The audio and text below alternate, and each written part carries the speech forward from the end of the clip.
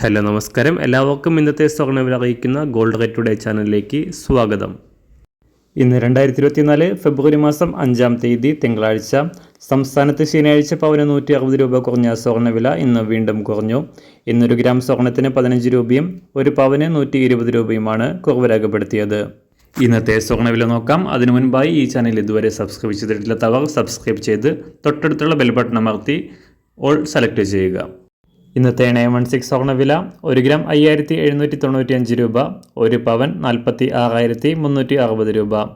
ഇന്നത്തെ 24 കാരറ്റ് സ്വർണ്ണവില 1 ഗ്രാം 6321 രൂപ, ഒരു പവൻ 50,574 രൂപ. 18 കാരറ്റ് സ്വർണ്ണവില 1 ഗ്രാം 4741 രൂപ, ഒരു പവൻ 37,930 രൂപ.